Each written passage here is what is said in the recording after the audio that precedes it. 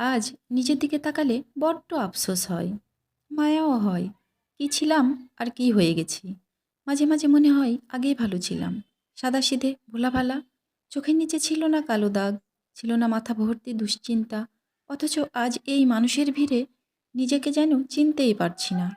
বড্ড অবাক লাগে। আসসালামু আলাইকুম আমার প্রিয় আপু ভাইয়ারা, সবাই কেমন আছেন? আশা করি আল্লাহর রহমতে ভালো আছেন, সুস্থ আছেন। আজকের একটি নতুন ব্লগ ভিডিও শেয়ার করব। শীত তো প্রায় চলেই গেছে। দিনের বেলা হালকা, হালকা গরমও পড়ছে। তো শীতের কাপড়-চোপড় কিছু পরিষ্কার করা ছিল, গুছিয়ে রেখে দিলাম। আর কিছু পরিষ্কার করতে হবে, সেগুলো আমি বের করে রেখে দিলাম। এটা আমি বরাবরই করি যে আগের দিন আমি বের করে রেখে দিই। আর পানির পটগুলো পরিষ্কার পরিচ্ছন্ন করে রেখে দিলাম। আর কিছুদিন গেলেই ফ্রিজে পানিগুলো লোড করতে হবে। তো ভাবলাম যে এই ফাঁকে ফ্রিজটাও পরিষ্কার করে নিই আর বোতলগুলোও পরিষ্কার করে নিই। আর আজকে দুপুরে রান্নাবান্না একদমই শেয়ার করছি না। একদম চলে এসেছি সন্ধ্যার পরে রান্নাঘরে। জুবাইরের জন্য কিছু খাবার করব আর সেটাই আমার প্রিয় আপু ভাইয়াদের সাথে শেয়ার করব। প্লিজ আমার প্রিয় আপু ভাইয়ারা লাইক দিয়ে ভিডিওটা দেখা শুরু করবেন। আর ফুল ওয়াচ করতে বলছি না, একটু ওয়াচ টাইম দিবেন। আমি আপনাদেরকে ভীষণ, ভীষণ, ভীষণ ভালোবাসি। আর আপনাদের কাছ থেকে এটুকু আমি আশা করতেই পারি। আর ইনশাআল্লাহ আমি তো পাশে আছি, থাকবো। তো আমি না কোনো পিঠা-আটা কোনো কিছু ভালো করতে পারি না। এইটা একটা আমার একটা সমস্যা। আমি যে কি ভালো পারি আর কি ভালো পারি না নিজেই জানি না। বিয়ের আগে রান্নাবান্না কিছুই পারতাম না। বিয়ের পরে রান্নাবান্না শিখেছি।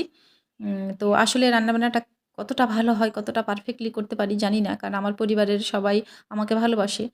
তাই তো আমার সবকিছু তাদের কাছে ভালো।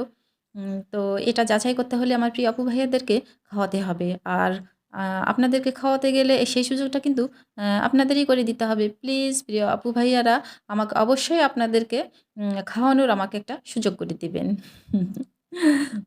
হাসির জন্য ভাববেন না যে আমি মিথ্যে বলছি। আমি কিন্তু মিথ্যে বলি না। তবে হ্যাঁ, একটু মাঝে, মাঝে মিথ্যে বলতে হয়। কেন বলতে হয় জানেন? ওই যে জান বাঁচানো ফরজ, আমাদের এখানে একটা কথা বলে যে, "জান বাঁচানো ফরজ।" জান যদি বাঁচাতে হয় তাহলে তো মিথ্যে বলতেই হবে। তো আল্লাহর কাছে ক্ষমা চাই সে ছোট্ট, ছোট্ট মিথ্যা বলার জন্য। ইনশাআল্লাহ আল্লাহ ক্ষমা করে দিবেন। তো বকবক করতে, করতে লুচিগুলো আমার বানানো হয়ে গেছে। আর লুচিগুলো আমি ভাজতে লেগে গেলাম। আর লুচিগুলো কেন জানি একই সাথে সবগুলো লুচি বানালাম।